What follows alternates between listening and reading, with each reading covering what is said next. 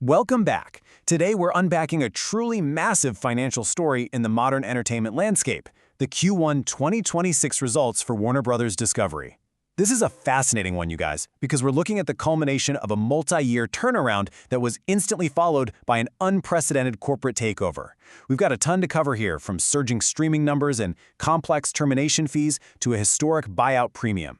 Okay, let's dive right into this. Here's our roadmap for this explainer. We'll be looking at the Q1 2026 financial snapshot, how streaming hits the mark, the situation with studios and linear networks, the WBD debt profile, and finally, the Paramount takeover. Section 1. Q1 2026 Financial Snapshot. Now, media conglomerates are, frankly, notoriously complex beasts, so we really need to start right at the top line just to grasp the sheer scale we're dealing with here. Warner Bros. Discovery brought in just shy of $9 billion in a single quarter. That is $8.89 billion in total revenue for Q1 2026. It's an absolutely massive footprint, but of course, the top line only tells a fraction of the story. We've got to peel back a few layers here. Now, what's really interesting here is the stark contrast you'll notice between the top and bottom lines. Consider the total revenue. It's actually pretty flat year over year, dropping just a tiny fraction of a percent to $8.89 billion. But then there's the net loss. It literally exploded from a $453 million loss in Q1 of 2025 all the way to a $2.9 billion net loss this quarter. Now, at first glance, a massive deficit like that might make you think the core business is totally collapsing. But, that's exactly why we look a little closer. Because the reality behind that $2.9 billion deficit is actually a one-time termination fee paid to Netflix. During the intense bidding war for the company, Paramount Skydance actually paid this $2.8 billion fee to Netflix on WBD's behalf, and that gets reflected in WBD's net loss. So it's really just a structural accounting outcome of the merger, right? Not some sudden failure of their core operations. Section 2. Streaming hits the mark. And this brilliantly illustrates the operational reality. They are executing incredibly well in the direct-to-consumer space right now. The sequential momentum here is just incredible. They went from 117 million Max subscribers globally at the end of 2024 up to 128 million in late 2025, and now they are bursting right past 140 million in Q1 2026. This huge surge was fueled by highly successful Max rollouts in the UK, Ireland, Germany, and Italy. With this phenomenal growth, they are well on track to easily hit their goal of 150 million subscribers by the end of 2026. But hey, it's not just about adding users, is it? It's about monetizing them. And this subscriber growth is translating into real, scalable profits. Distribution revenue is up 9% to over $2.5 billion. Advertising revenue, largely thanks to their ad-light subscriber growth, jumped 20% to $284 million. And perhaps most importantly, their adjusted EBITDA leaped 29% to $438 million. Basically, the streaming division has successfully transitioned from being a cash-burning growth engine into a highly profitable, fully scaled segment of the overall business. Section 3. Studios and linear networks. Now, this really gets at the core tension in modern media right now. On one hand, you've got the studio segment, where revenue absolutely rocketed up 31% to over $3.1 billion, fueled by content licensing to their own streaming platforms and some huge theatrical hits. But then, on the other hand, you have the global linear network segment, the legacy cable channels. Revenue there dropped 8% to roughly $4.3 billion, which was hit pretty hard by secular domestic audience declines and the absence of the NBA. It's wild to think that just a few years ago, the Warner Bros. Motion Picture Group was really struggling. Fast forward to today, and they've completely re-emerged as an industry leader. I mean, they took home 11 Academy Awards in March 2026, including Best Picture for One Battle After Another.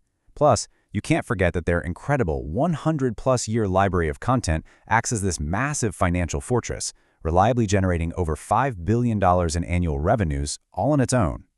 And while it might be easy to just dismiss the linear TV segment because of that 8% revenue decline, we absolutely cannot ignore the sheer power of live sports.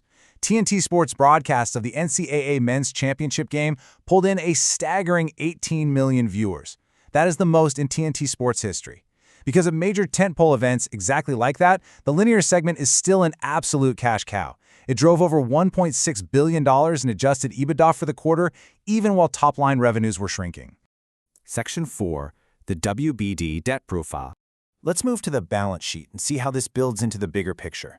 We have a surging streaming business, a revitalized studio, and a declining but highly profitable linear TV segment. When you put all this together, the strategic reality becomes super clear. While the day-to-day operations are turning around beautifully, the balance sheet is carrying a tremendous amount of weight. We're talking $33.4 billion in gross debt against just $3.3 billion in cash. Add in a negative free cash flow of $476 million for the quarter and a net leverage ratio of 3.4x. Well, you basically have the perfect environment for a mega merger. The company desperately needed a balance sheet solution to fully unlock the value of that operational turnaround. Section 5. The Paramount Takeover. Which brings us to the climax of today's explainer, the massive corporate consolidation that serves as the ultimate resolution for Warner Bros. Discovery and its shareholders. The timeline of this bidding war is just wild. Back in December 2025, Netflix fired the first shot with a $72 billion offer. But Netflix almost immediately faced severe antitrust concerns. Literally days later, Paramount Skydance swooped in with a $108.4 billion offer. By late February 2026, after Paramount agreed to cover that $2.8 billion Netflix breakup fee we talked about earlier, WBD determined the Paramount offer was superior. They officially agreed on a historic $110 billion deal. So the crucial point here is exactly what this means for investors. Shareholders overwhelmingly approved this on April 23, 2026, and honestly, it's pretty easy to see why. The terms are incredible. We're looking at an all-cash offer of $31 per share. That represents a massive 147% premium over the company's unaffected stock price. Plus, if regulatory red tape delays the closing past September 30, 2026, shareholders actually get a 25-cent ticking fee per share every single quarter it's delayed. It is a remarkably shareholder-friendly deal, and it's expected to close in Q3. I think this quote from the chair of the WBD board, Samuel A. DiPiazza Jr., perfectly sums up the rationale. He stated, "The WBD board has been guided by the singular principle of securing a transaction that maximizes the value of our iconic assets and delivers as much certainty as possible to our shareholders. The board's priority was clear: maximize value and deliver certainty. Through this $110 billion buyout, they're allowing shareholders to immediately realize the financial upside of the streaming and studio turnaround without having to ride out the long-term burden of that $33 billion debt load." Which leaves us with this final thought to ponder. Warner Bros. Discovery successfully pulled off a major operational turnaround right as they secured a historic $110 billion takeover. As these two absolute giant portfolios, Paramount and Warner Bros., combine under one single roof, how will this new merged titan reshape the streaming wars, the box office, and the entire global entertainment landscape?